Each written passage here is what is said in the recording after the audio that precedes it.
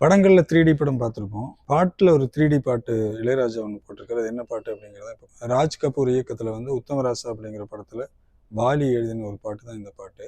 இந்த மாமனோட மனசு அப்படிங்கிற இந்த மாமனோட மனசு மல்லியப்பு போலே பொன்னானது.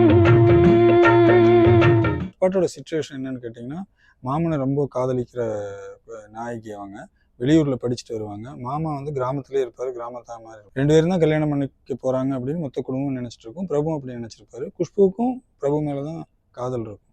ஆனா ஃப்ரெண்ட்ஸ் எல்லாம் சேர்ந்து, நீ அவர் கூட சண்டையே போட்டது இல்லையா, சண்டை போட்ட பிறகு சேர்றதுதான் ரொம்ப நல்லா இருக்கும், ஊடலுக்கு பின்னான கூடல் தான் சிறந்ததுன்னு சொல்லி தூண்டி விடுவாங்க. ஸோ குஷ்பு வந்து பிரபுவை டீஸ் பண்றதுக்காக, நான் ஒருத்தரை காதலிக்கிறேன், நீங்க கல்யாணம் பண்ணி வைக்கிறீங்களா அப்படின்னு கேட்பாங்க. குஷ்பு சொல்றது பிரபுவை தான். ஆனா பிரபு என்ன நினைச்சுக்குவாருன்னா, வேற யாரையோ காதலிக்கிறாங்க போல, ரொம்ப மாடர்னான பொண்ணுன்னு பிரபு நினைச்சுக்குவாரு. இந்த சூழல்ல தான் இந்த பாட்டு வருது. சந்தோஷ நினைப்பொரு கோடி வருது, சொல்ல வார்த்தை இல்லை மாமனோட.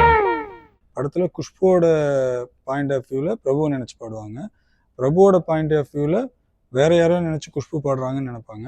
நமக்கு தேர்ட் டைமென்ஷன், நமக்கு உள்ள இருக்கிற மொத்த கதையும் நமக்கு தெரியும். இவங்க இப்படிதான் பாடுறாங்க, அவங்க அப்படிதான் பாடுறாங்கன்னு தெரியும். அட்டகாசமான ஒரு சிச்சுவேஷன், அட்டகாசமான ஒரு மெட்டு போட்டிருப்பாரு. இது ரொம்ப பியூட்டியான விஷயம்னா, குஷ்பு ரொம்ப குஷியா பாடுவாங்க, பிரபு நினைச்சு தான் பாடுறாங்க அப்படிங்கிறதுனால. பிரபு வந்து குஷ்பு நினைச்சவங்களே கல்யாணம் பண்ணிக்கிட்டோம், நம்மளோட காதலை அவங்ககிட்ட சொல்ல வேண்டாம்னு சொல்லிட்டு சோகமான டோன்ல பாடுவார். ஸோ அதை வந்து எஸ்பிபி ரொம்ப அருமையாக பாடியிருப்பார். ஒரு சோகமான டோன்லேயே பாடியிருப்பார். பட் குஷ்போட பாயிண்ட் ஆஃப் வியூவில் அதை கேட்கும்போது சோகம்னு தெரியாது. அதே மாதிரி குஷ்பு பார்க்கும்போது அவர் நல்லா சிரிச்சுட்டு பாடுற மாதிரி பாடுவார். குஷ்பு பார்க்காத போது ஃபேஸில் வந்து சோகத்தை காட்டுவார் அப்படின்னு டைரக்ஷனும் சூப்பராக பண்ணியிருப்பாங்க.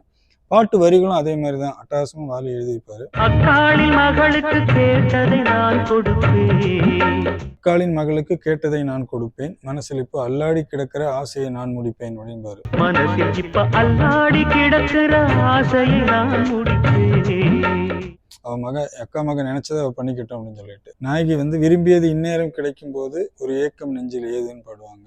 விரும்பியது இந்நேரம் கிடைக்கிற போது ஒரு ஏக்கம் நெஞ்சில் ஏது. பிரபு வந்து எல்லோருக்கும் நினைப்பது போல மன வாழ்க்கை வாய்த்திடாதுன்னு பாடுவாரு. எல்லோருக்கும் நினைத்தது போல மன வாழ்க்கை வாய்த்திடாது.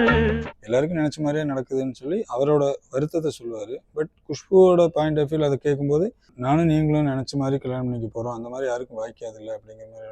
இப்படியே அந்த பாட்டு ஃபுல்லாவே இவங்களோட பாயிண்ட் ஆஃப் வியூல ஒன்றும், அவங்களோட பாயிண்ட் ஆஃப் வியூல ஒன்றும், பார்க்குற நமக்கு ஒன்றும்னு 3 டைமென்ஷன்ல இருக்கும். அருமையான டைரக்ஷன்ல இருக்கும். ஒரு அருமையான 3D பாட்டு இது அப்படின்னு சொல்லலாம்.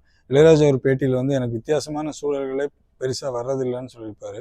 ஆனால் இது ஒரு வித்தியாசமான சூழல் நான் நினைப்பேன். அவருக்கு நிறைய வித்தியாசமான சூழல் வந்திருக்குது. பட் அவரோட சேலஞ்சுக்கு இதெல்லாம் ஒன்றும் இல்லை அப்படிங்கிறனால கூட அப்படி இருக்கலாம். இந்த பாட்டை கேட்கும்போது நீங்கள் இந்த 3 டைமென்ஷனையும் யோசிச்சு இந்த பாட்டை கேட்டு பாருங்கள், அட்டகாசமாக இருக்கும்.